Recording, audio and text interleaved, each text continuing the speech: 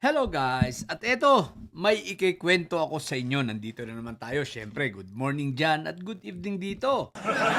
Eto guys ha, may ibinulong sa atin ang puting kabayo. Kaya lang, ang pagkakabulong niya sa akin ay daho.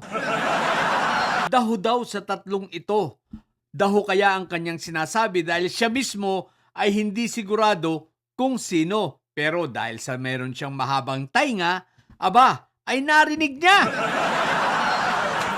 Narinig niya ang usap-usapan, subalit hindi niya alam kung daho nga kung sino sa tatlong ito. At ito, pag-usapan natin. Guys, may nagsalita daw. Iniisip ko nga, baka naman itong tatlo na, no? May nagsalita na nagsabi na kung sila daw, kung sakali, sapagkat mukhang tanggap nilang mga mangungulungan eh.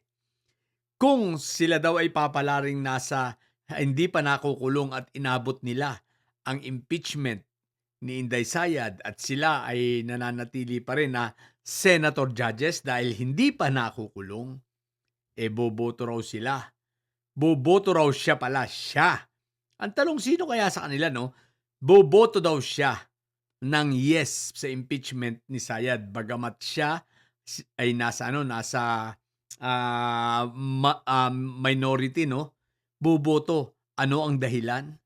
Upang sa ganun daw ay baka sakali na mabawas-bawasan at ang susunod na administrasyon ay maaawa sa kanya dahil siya ay bumoto ng yes, di ba? Sapagkat mukhang tanggap nila na talagang sila ay may kasalanan at matatagalan sa kulungan.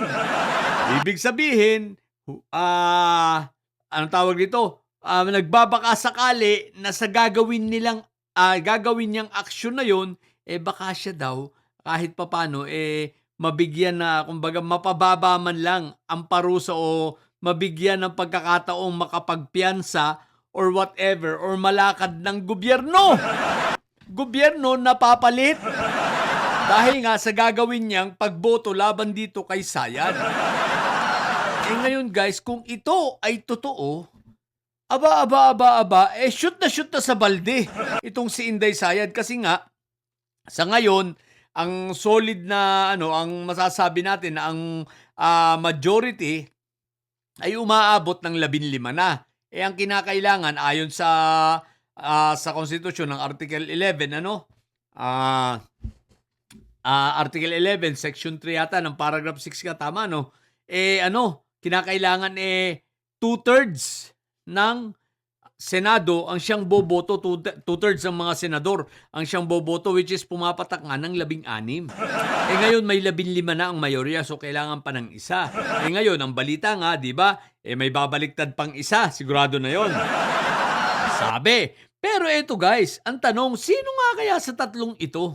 Kanino kaya nanggaling yung salitang yun na boboto siya ng yes sa impeachment ni Sayad para lang, kung siya'y makulong na nga, baka sakaling mapababa at mabigyan siya ng pagkakataon na makapagpiyansa kung mababago na ang administrasyon. What the heck, no? Ibig bang sabihin nito talagang umaamin na siya'y may kasalanan at tinatanggap na niya? O talagang tinatanggap na rin lang niya na alam niya na hindi na niya talaga ito matatakasan at malulusutan. Dahil hindi siya kagaya ni Bato na merong mga resources, merong mga access, at merong mga alam kung paano tumakas. Siya wala. Sino nga ba sa tatlong ito ang may kakayanang tumakas na kagaya ni Bato? Sa tingin ko wala no? Si Quick Melt, si Jingay at si Joel Islulong. Naku po Rudy, walang may alam dyan. Kaya nga ang katanungan ay sino? Even ang ating puting kabayo hindi alam kung sino, pero narinig niya na ang usapan na merong isang senador o chinador. Hindi ko rin alam kung sino, pero hindi imposible sapagkat wala na kumbaga pati bangga na yun kumbaga lahat gagawin nila yung paraan, no? Dahil alam nila na Nobel ang kinasasangkutan nila. So ngayon, kung sila ay malaya pa sa panahon na magkaroon ng judgment na sa impeachment, boboto sila dahil yun ay pagkakataon na sige, hindi man sila makalaya sa panahon ni PBBM, nagbabaka sakali mahabag sa kanya sa panahon ng ng susunod na administrasyon at mailakad na sila ay makapagpiyansa o siya ay makapagpiyansa man lang Pinakamahina na yun makapagpiyansa para makalaya. Panandali ang makalaya. Kung iniisip ko nga, sabi ko ba, hindi imposible, pwede kang mangyari. Kasi kumbaga, wala nang ibang paraan Wala na silang lulusutan, so baka sakali na nga naman. Total, pag ma-impeach si Sayad, wala naman ang panlaban ng Duterte. Sino? Si Basti. Ay naku po, Rudy. O diba? Wala nang pambato. Ibig sabihin, lusaw na ang mga dutae. Lusaw sa mundo ng national politics.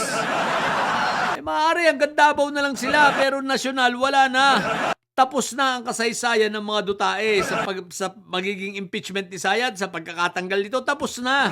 At isa pa, siguro, naisip na rin ng taong ito, itatakas naman yan si Sayad Tatakasan yan, hindi niyan kayang harapin ang mga kaso niya sa ombudsman. Tatakas yan. So siguro itong senador na ito ay nagsasabi na wala, hindi ko ito malulusutan, hindi ko ito matatakasan. Ganun rin. Pag tumakas ako, mas lalala pa. Gagayahin na lang niya si Agimat na kung nandyan ang warrant, susuko, magpapahuli, kesa naman sa kung tatakas siya at mahuhuli rin naman, di lalong hindi siya mabibigyan ng pagkakataon na kung sakali mag-a-appeal sila ng piyansa. At gagawin nila yon sa susunod na administrasyon na. Kumbaga, ipangbubudol nila na, ako naman ay bumoto sa impeachment ni Sayad. Diba? Dahil gusto ko na magsabi ng totoo. O gusto ko nang harapin, di ba? O, kumbaga, yun ang kanyang gagamitin pambudol. Syempre, baka sakali nga naman magkaig So, tingnan natin, no? Pero, yeah, at least, di ba? Susuko lang sila pag may warrant na, at least hindi na sila tatakas. Pero si Inday Sayad, tatakas talaga to. Pero tingin ko, kung may kakayanan sila na kagaya ni Bato, tatakas din naman.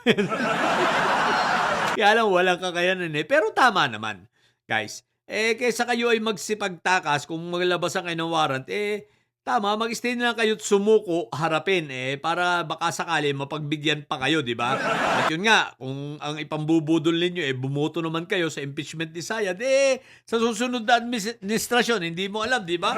Bagamat syempre, hindi naman hawak ng ng legislative, di ba? Sasabihin nyo naman, syempre, impluwensya. Real talk lang, di ba? So, yan ang aabangan natin. Kung sino nga ba, no? So, anyway, abang-abangan natin ang mga susunod na araw na pag meron pa hanggang, sabi ni Ridon, hanggang March yung yung ika-10 days 10 session days first week ng March. Pero, syempre, nasa House Speaker na yon kung gusto niyang mai-forward agad sa Committee on Justice, masisimula na agad ang pag-determine ng form and substance, no? Then, yan na. Depende kung first mode ba o second mode ang magagamit dito, magdidepende yan. So, tingnan lang natin sa mga susunod. Ang importante, ang sigurado si Sayad ay mai-impeach. Okay. So, yun lang. Sa mga bobong didilis dyan at may Sayad, ang tatay nyo ay karton. Manatili kayo mga bobo at may Sayad. Sapagkat ang may Sayad ay laging high blood. Bye!